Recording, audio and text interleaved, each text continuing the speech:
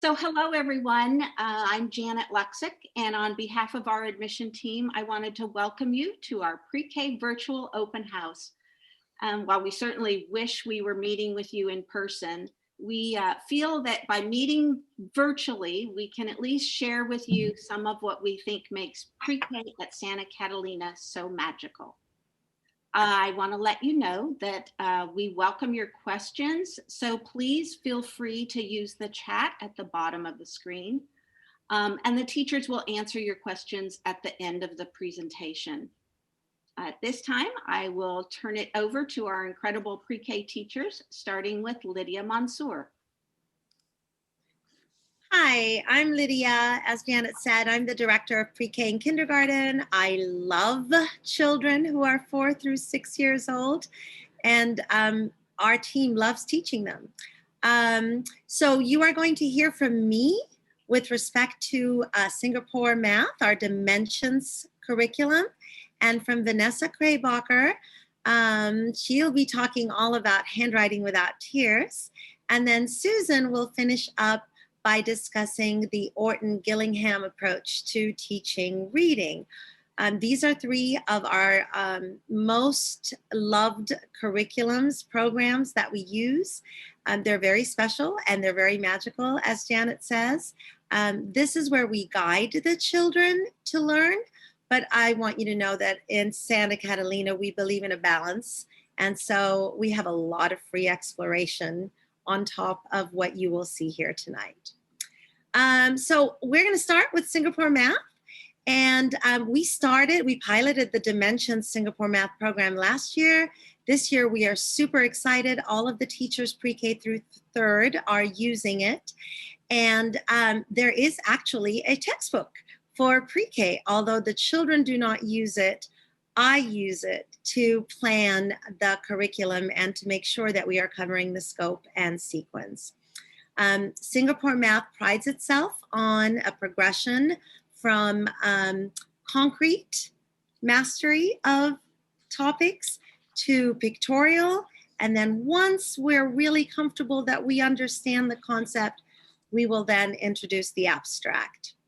So without further ado, we're going to show you a video of Singapore Math. But before we do, I wanted to just note that you will see clips of children working in all 3 programs. Please note that the children who are not wearing masks were filmed in previous years. Hi, so I'm going to show you some of the things we use teaching Singapore Math. And I mentioned the Dimensions textbook. This is what it looks like. We really use it in pre-K as a teacher's guide because textbooks are not developmentally appropriate for pre-K children. But everything that we do follows the scope and sequence of the Dimensions Singapore Math textbook for pre-K.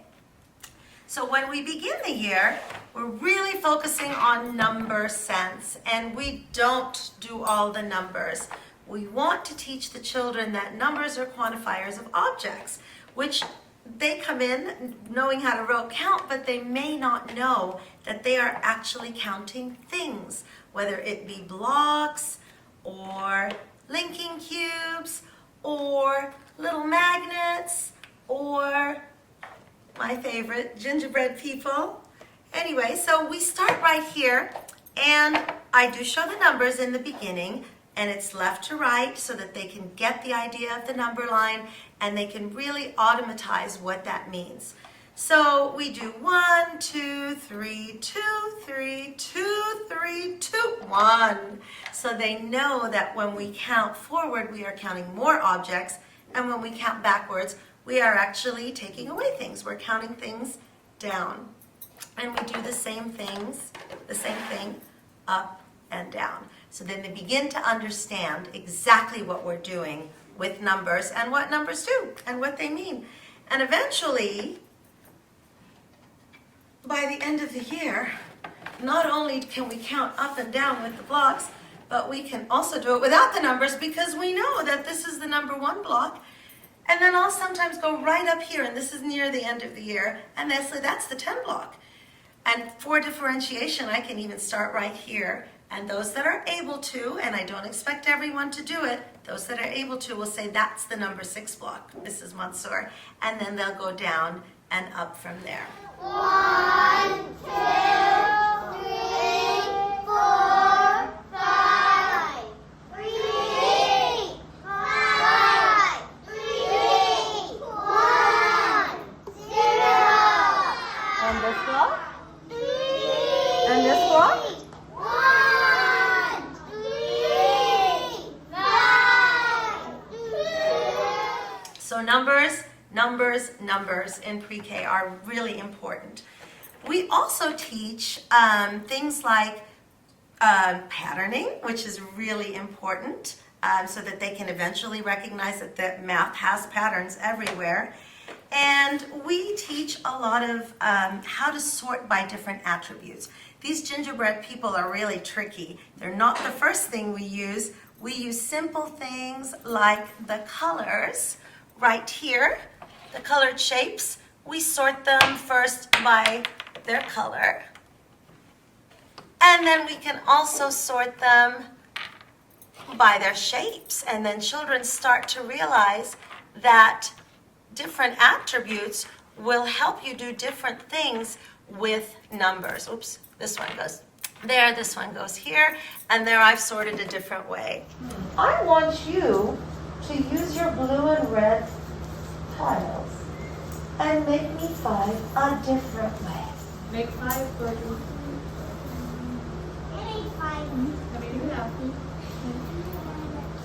Good job, Hallie. Good job fixing it.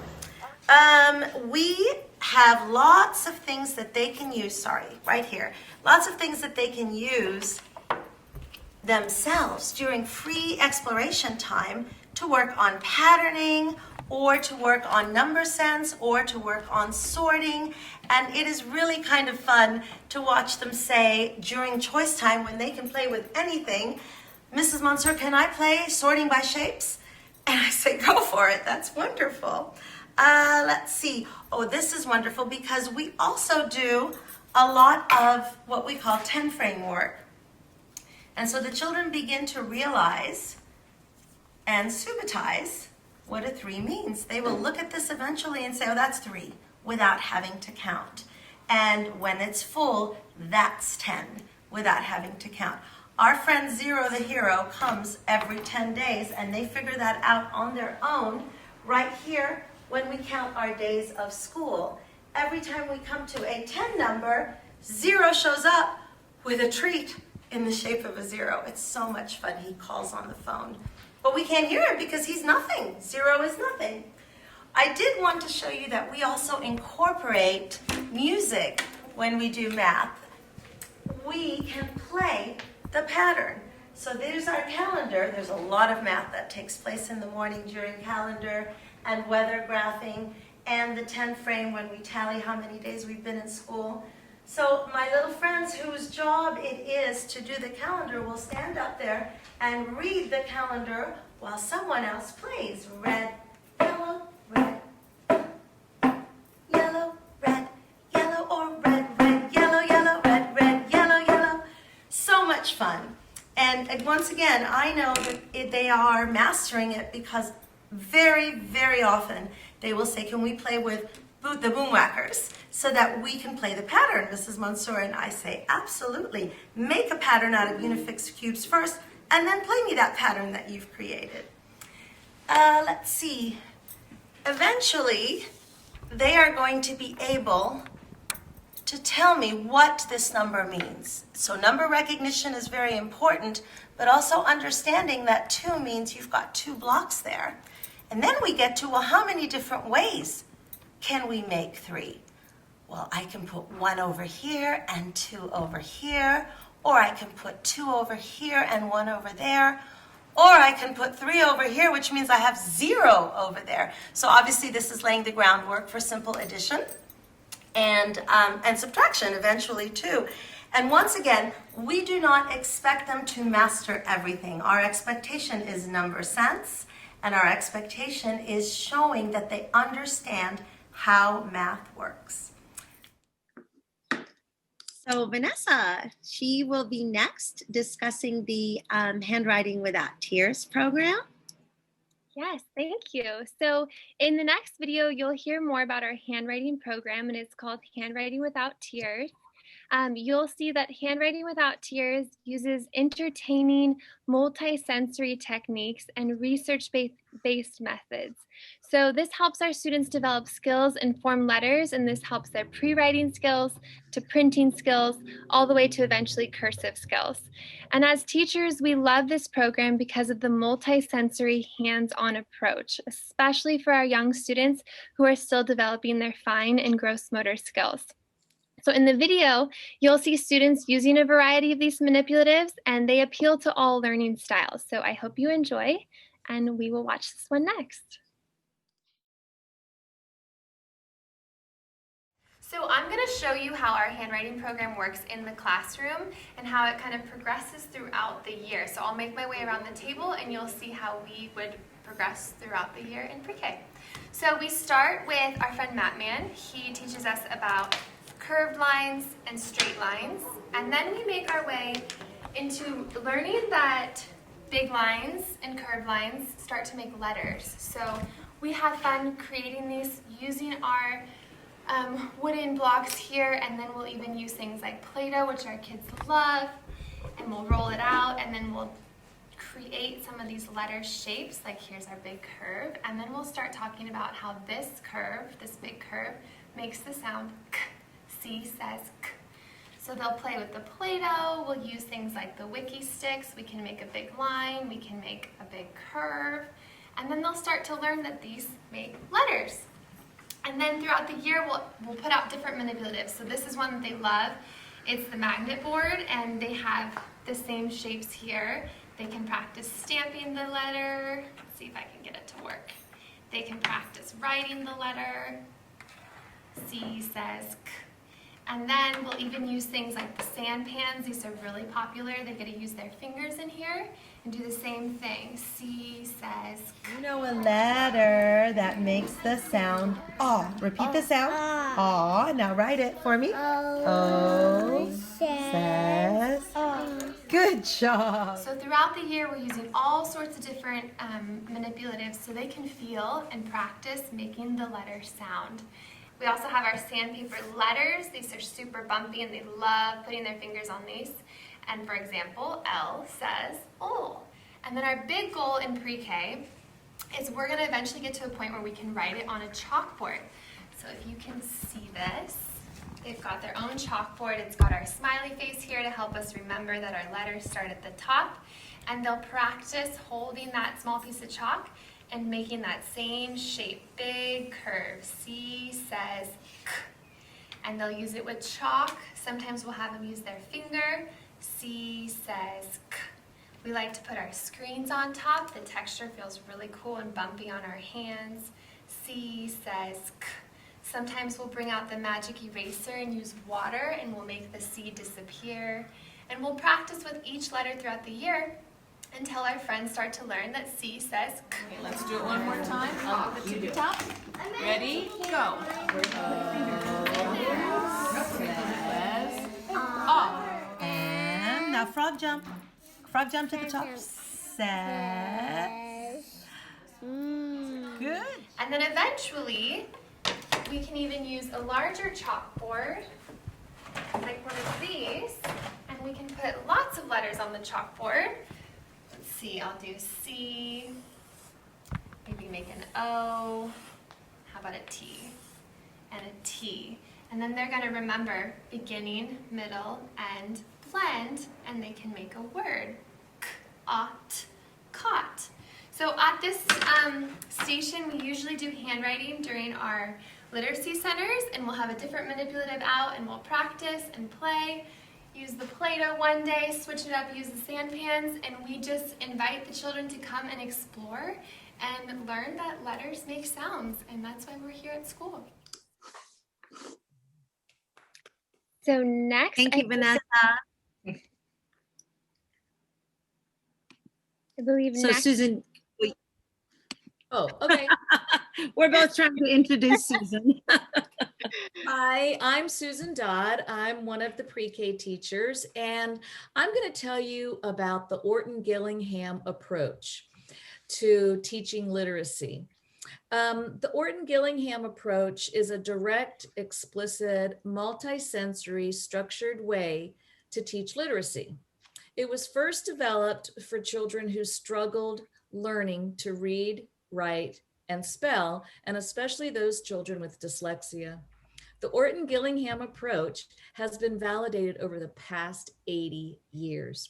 Like I said, it was first developed for children with dyslexia and other learning style differences, but it was soon discovered that all children could benefit from this multisensory approach to reading, writing, and spelling. The Orton-Gillingham approach and Santa Catalina is always focused upon the learning needs of each individual student.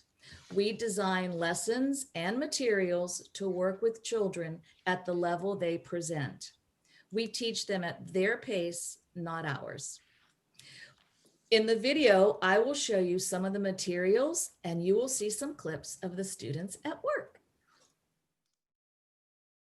So let me show you a few of the things that we have to implement our Orton-Gillingham program. So we start off with really basic manipulatives before we get into letters and sounds.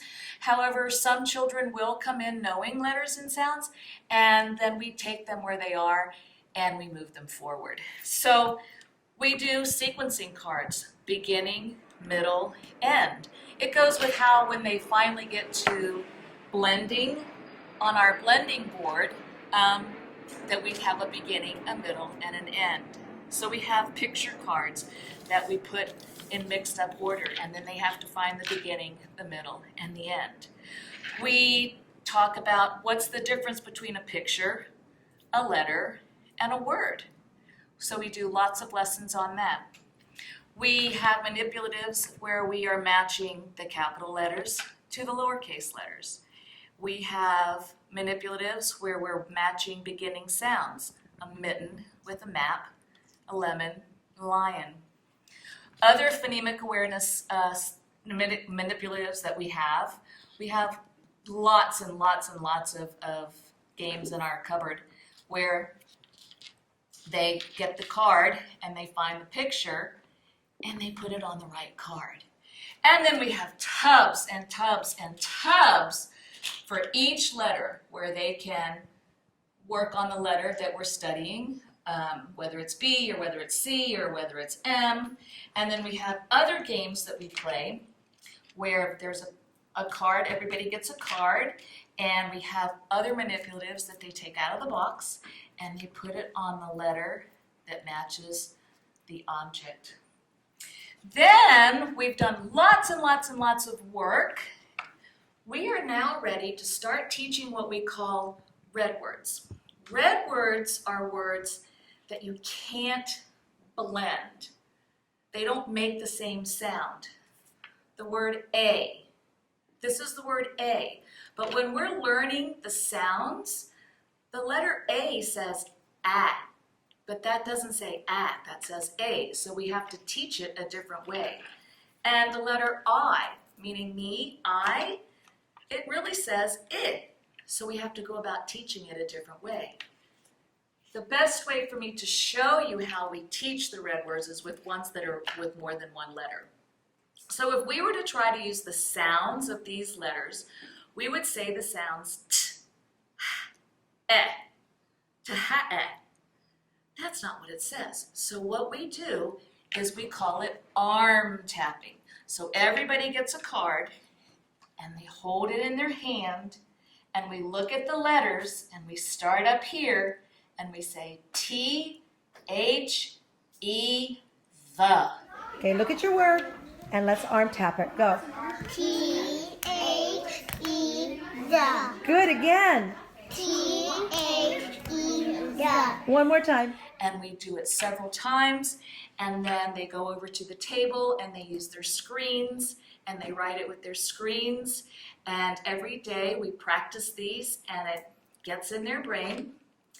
And then we also teach the children the letter sounds.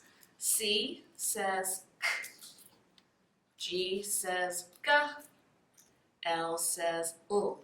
And then, once we have taught a vowel, O says aw, then we can start teaching the children how to blend and put them together.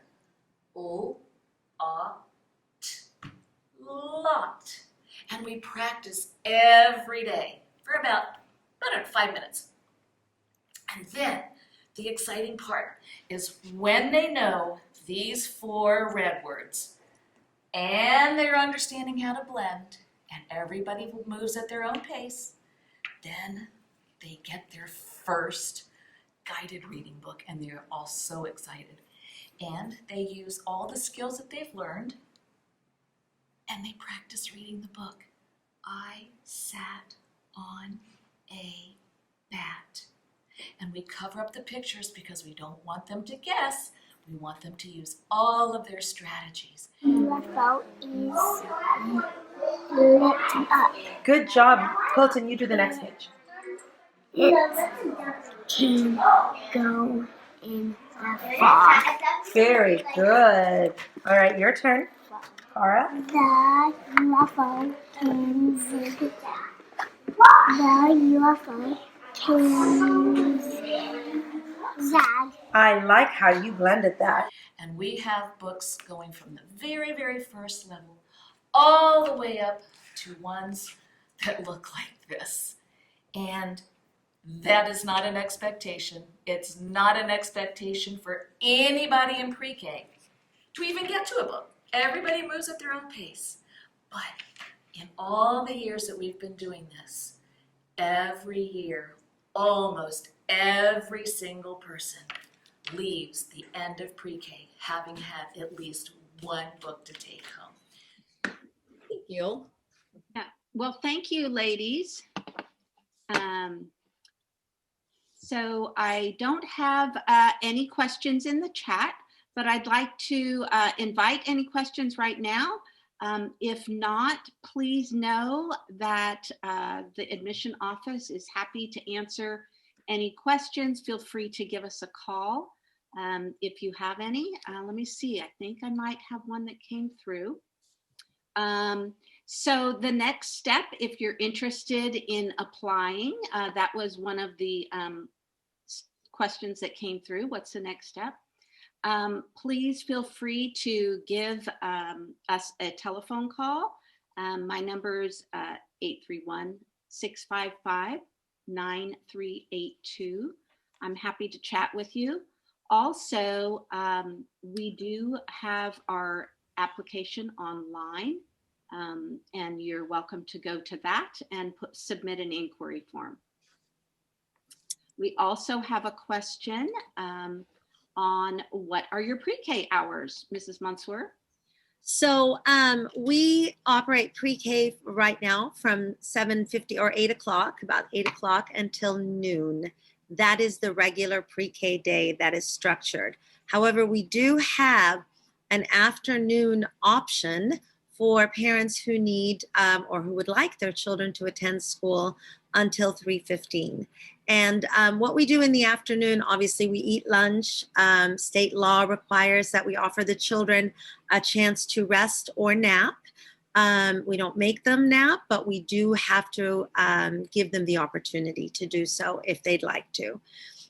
And then the afternoon is actually curriculum based. After they wake up and they've eaten and they've played a little, we have a theme for every week, and we pull in all of the things that you just saw in all these videos. We do a lot of math, we do a lot of reading, we do a lot of pre-literacy, we do a lot of free exploration, but it's all based on a theme. For instance, we spend about a week studying penguins, and we learn about penguins, we read books about penguins, we act out penguin plays. We learn how penguins don't have knees by putting balloons between our legs. We have so much fun in the afternoon, and the children don't even realize just how much more learning they're doing. They see the afternoon as a treat, and we often get people who say, my child really wants to stay in the afternoon. Can they start? And the answer is always yes. Thank you. And I have another question. It said, I'd love to see more interactions between the children and how they are developing in a social sense versus strictly academic. Can you talk about that? So we have 2 recesses a day, and they're about a half an hour each, and that is when they play together and work through things together socially and emotionally. We also have a choice time every day inside the classroom, and that's about a half an hour where the children get to free explore. They get to do anything they want. They will play with our dress up areas. They will play groceries. They will read books if they want to. They will choose whatever they want to do. It is their choice. And although we don't have videos of it, perhaps, Janet, we can talk about adding some clips of them interacting. We've got some really cute ones and it's actually our favorite part of the day, is to just eavesdrop and listen to them and see how they interact together and how much learning happens during that unstructured time. Great. Thank you. We have another question here, but I think you pretty much just answered that. Can you speak to the balance between academics and free exploration? So I think you just pretty much hit on that one. I just want to add that one of the things that we pride ourselves on is kind of reading the room. Every year, the dynamic of the class is different. And so we may add more playtime in a year where we feel that the children need more playtime. And we may, break up what we do academically. We never do anything longer than 5 to 10 minutes without some sort of movement activity, but we're always flexible. Flexibility is the name of the game when the children are this little. Great. I have another question that said, what is the percentage, what is the parent involvement with school? And another one is, what percentage of the class usually stays until the end of the afternoon? So Christy, I'll answer the last part first, and then I will turn it over to you. For the last several years, although we start out with maybe half the class or 3/4 of the class, by the end of the year, almost everybody stays in the afternoon. They don't all stay 5 days a week. We have several options. They can choose to stay 2 days, 3 days, 4 days, 5 days. And it's all based on what works for parents and what works for children. This year is a little bit different, but most years, since we've started this, we really have ended up with almost 100% participation in the afternoon. And as far as parent participation, you can be as involved as you would like to be. So there are lots of different opportunities. We have opportunities to be a room parent, to work on service projects, to help with our carnival, to help with our benefit celebration.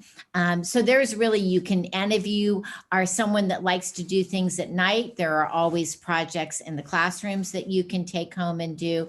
And there are volunteer opportunities like in kindergarten for science centers. So there's pretty much anything and everything that you would like to help with. We love our parent volunteers. May I add one thing too, Mrs. Plachi? When we are able to go on field trips, parents are invited to go on every field trip with us. Thank you. And I wanted to add that Christy Palachi is our head of lower and middle school. So she's the one that just answered the question before Mrs. Dodd. And Mrs. Dodd, how many children are in your pre-K program this year? We have 14. Thank you. And I have another question, wondering what the age is for applying to our pre-K program, and I can answer that. Our children need to be 4 by July 15th, and this person asking has twins that are just over 2.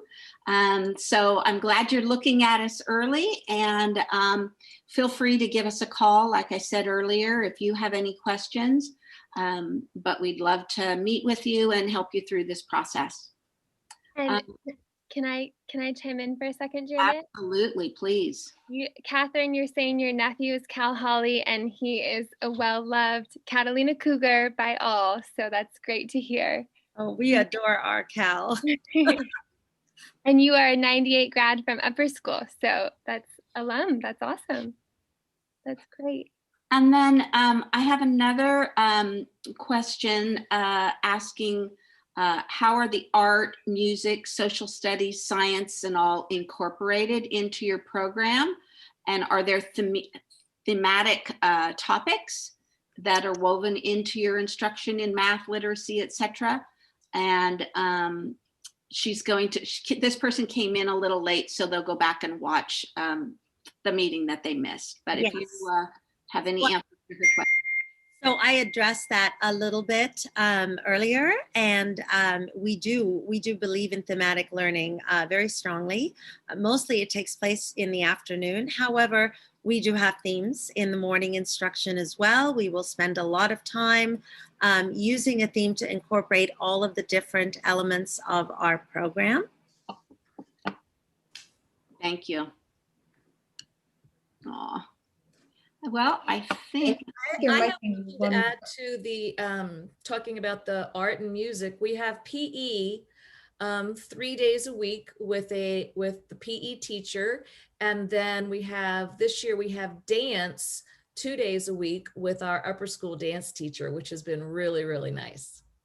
And also with respect to music, we truly believe that music is a language. It's an additional language, and so we use it to teach everything. I mean, we make up songs, we create songs.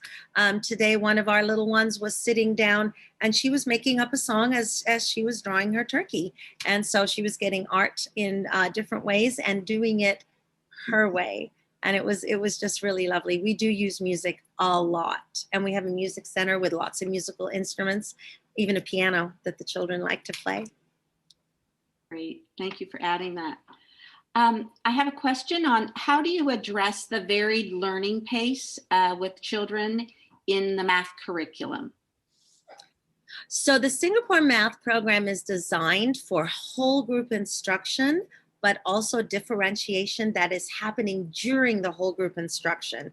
But that's the actual instruction piece. Once we separate and do independent work, which happens even in pre-K, then the teachers, and we are lucky enough to have a ratio of 2 to the 14 students because of the cohort situation. And the teachers will always make sure that they are asking and making sure that the children that need additional support get it, and the children that need additional challenges also get it. Singapore Math believes in going deeper rather than teaching them concepts that are further along. So we go deep into numbers and what they do. And we go deep in every concept that we do for the children that need challenge. So we make sure that both are covered and that the students that are right here are also very comfortable and very successful. So thank you all so much for presenting for us tonight. And to our guests, we really thank you for attending. And I hope this gave you shed some light on our program for you. And Mrs. Mansour, would you like to add something? I just saw that there was one last question, Janet, about the Orton Gillingham program and does it continue beyond pre-K? And the answer to that is yes. We use Orton Gillingham in both pre-K and kindergarten. And then we have Orton-based programs that continue first through all the way through 5th grade, actually. They're programs that are Orton-based. Mm-hmm. And another question just came in. They use Bridges at their for their math program at their current school. And do you know if it is similar to Singapore Math? Are you familiar with that program? I am actually not familiar with Bridges. Are you, Mrs. Palachi? No, I'm not. Okay. Let's see. Are there formal feedback mechanisms used by the staff to communicate on each child's activities? That's a really good question. We do have parent-teacher conferences twice a year, and we actually go over a checklist of skills each term. 2 terms, we do it in person, and the 3rd term, we send home that same checklist that shows the progress throughout the year of each child. We send it home with a small narrative to close out the year. And because our kids are so little, when it's time for them to go home, the teachers always walk them to the car to put them in the car. So we always have a time for a little small face-to-face at the end of every day. Great. Okay, well, thank you. And we also have Trish Collins just said to say hello to everyone, and we say hi to you, Trish. Nice to see you, Trish. Well, nice to hear that you're here. Exactly. Thanks for coming, Trisha. All right, so thank you. And yep, Vanessa, did you have one more thing? I see one question. It says, are children over the age of 5 after July 15th considered too old for pre-K? So I don't know if we want to answer that one before we sign off here.